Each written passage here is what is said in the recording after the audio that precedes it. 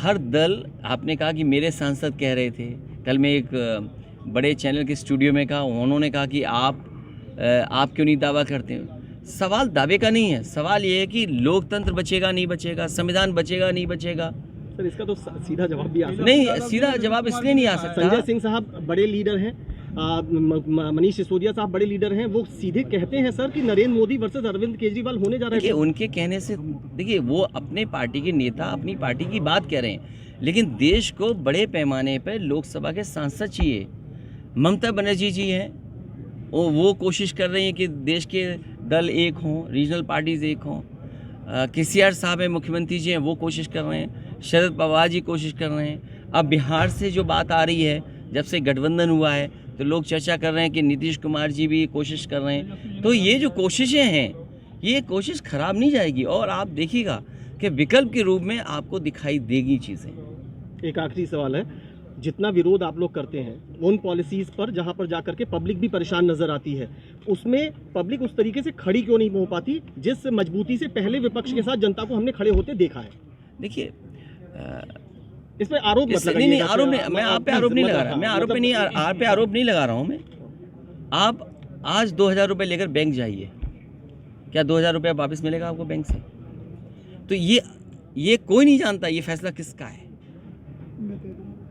किसका फैसला है ये, कि आप अगर 2000 रुपये किसी कारण बैंक में जमा करने गए, आप दोबारा मांगना चाहोगे, दोबारा नहीं मिलेगा आपको।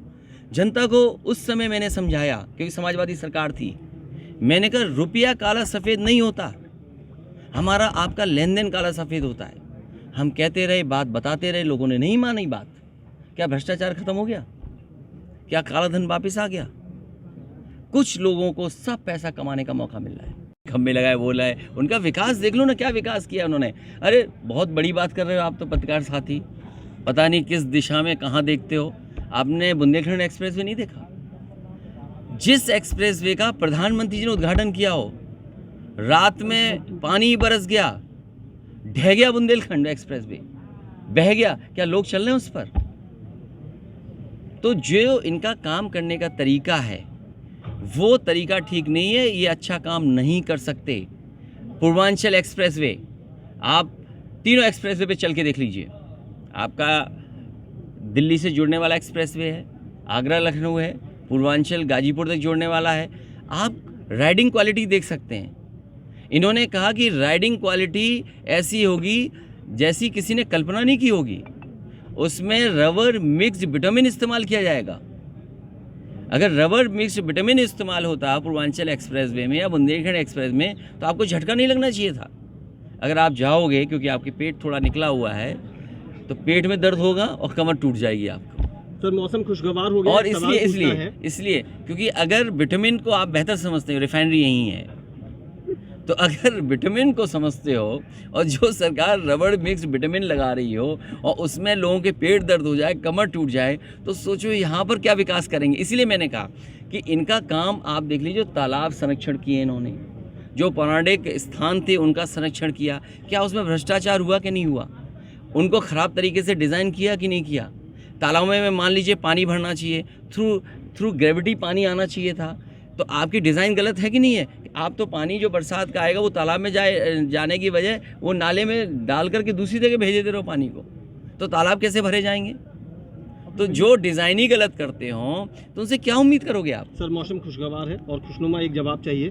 सर महाराष्ट्र देख लिया, बिहार देख लिया, दिल्ली देख रहे हैं और झारखंड भी देख रहे हैं, आखिर क्या हो क्या रहा है?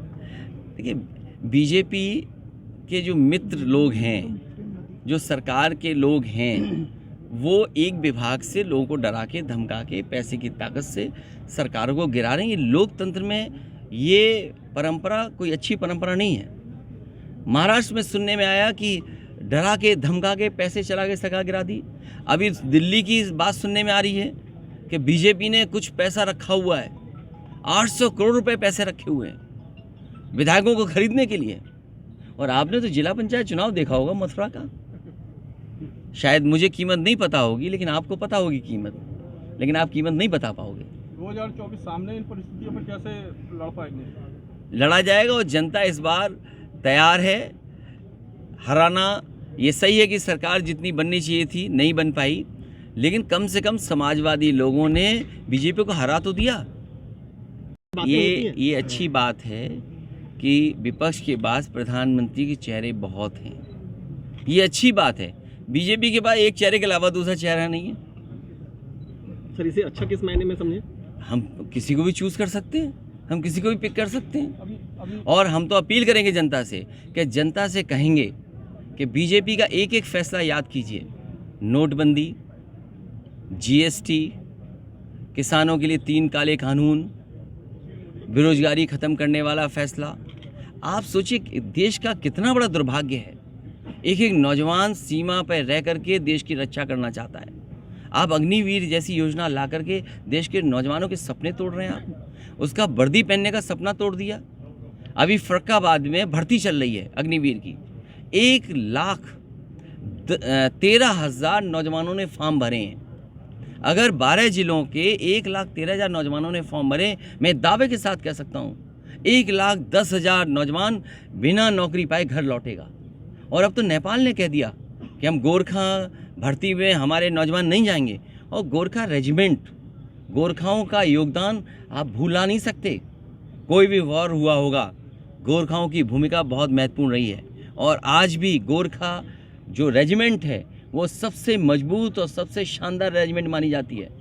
आपका पड़ोसी देश जिससे संबंध अच्छे होने चाहिए, वो देश कह रहा है कि हमें भर्ती के लिए दूसरे देशों को देखना पड़ेगा। इससे खराब बात और हमारे देश के लिए क्या हो सकती? जो हमारा मित्र देश है उसके नौजवान गोरखा में नहीं आना चाहते। और क्यों? क्योंकि बीजेपी की गलत योजना है अग्निवीर। आज स्थिति ये है कि जनता को अपना एक मजबूती के लिए पक्ष चाहिए, विपक्ष चाहिए। विपक्ष बिल्कुल नजर नहीं आ रहा कहीं भी। कैसे क्या कहेंगे आप? अब कितनी तो मजबूती लेकर आएंगे आप? ये बात आपने बात को सही ढंग से नहीं कह रहे हैं। आपको ये बात कहनी चाहिए कि केवल बीजेपी विपक्ष के लोगों को डरा रही और धमका रही है, तब भी विपक्ष खड़ा हुआ है। सोचिए, विपक्ष को आपसे बहुत उम्मीद है जनता को। जनता तो हम तो चाहते हैं जनता हमें मौका दे और अपना वोट खराब ना करे। अगली बार मैं जनता से कहूँगा कि अपना वोट खराब न करें। गोस्वामी बंधु जितने भी हैं वो चाहते हैं कि मंदिर का संरक्षण हो, उसको और बेहतर किया जाए इसी रूप में जिस रूप में है। और उनके सुविधाएं कैसे मिलें, जो यात्री, जो श्रद्धालु, जो वृंदावन के मंदिर को देखने आते हैं। आखिरकार पहले से मन रही है जन्माष्टमी, कोई पहली बार तो नहीं मनी। सरकार ये भी दावा नहीं कर सकती कि जन्माष्टमी इनकी सरकार में पहली बार मनी। कितनी वर्षों से मन रही है, कभी हादसा नहीं हुआ। अगर कभी हादसा हुआ होगा तो ऐसा हादसा नहीं हुआ होगा जो कि जान चली गई हो लोगों की। तो कम से कम प्रशासन को, सरकार को ये ध्यान रखना चाहिए था कि इतने लाखों संख्या में अगर श्रद्धालु आ रहे हैं तो आप पे जो फोर्स है, आपका जो एडमिनिस्ट्रेशन है, उसने क्या व्यवस्था की। अगर किसी की नाकामी है तो वो सरकार की नाकामी है। सरकार की नाकामी इसलिए है क्योंकि मुख्यमंत्री जी खुद आए थे, पूरी फोर्स, पूरा इंतजाम तो उनकी सुरक्षा में लगा था। जन्माष्टमी के दिन इतने घंटे रहना, यहाँ लोग घरों में अपने झांकी लगाते हैं, घरों में अपने रहते जन्माष्टमी मनाने के त्यौहार पर। तो और जो जिन लोगों की जान गई है, क्या सरकार नहीं मदद कर सकती उनकी? कम से कम 50 लाख रुपए देकर के उन परिवारों की मदद होनी चाहिए। सर दो चीजें एक साथ चल रही हैं। एक तरफ जहां इस हादसे की जांच चल रही है, वहीं कॉरिडोर बनेगा नहीं बनेगा इसको लेके उहापोह की स्थिति है। समाजवादी पार्टी क्या कॉरिडोर का समर्थन करती है? आपको समझ में आना चाहिए कि अगर आपने समाजवादियों का काम देखा होगा तो आप जानते होंगे किसी को बिना डिस्टर्ब करके हम काम करते थे। अगर यहाँ का नाला बंद किया गया, मंदिर के आगे सामने फुटपाथ बनाए गए, लाइट लगी, तो किसी को डिस्टर्ब नहीं किया, किसी का कारोबार नहीं छीना, किसी की दुकान को नहीं तोड़ा। और अगर यमुना नदी को साफ़ सुथरा या उसका रिवर फ्रंट क्रिएट कर रहे थे तो किसी को नुकसान नहीं पहुंचा रहे। नाले कैसे साफ़ हों, उसके पैरेलल ड्रेन कैसे बने, वो व्यवस्था कर रहे थे। लेकिन ये सरकार ऐसी है कि सब तोड़ दो, सब छीन लो। संरक्षण करना और तोड़ना अलग अलग विषय है।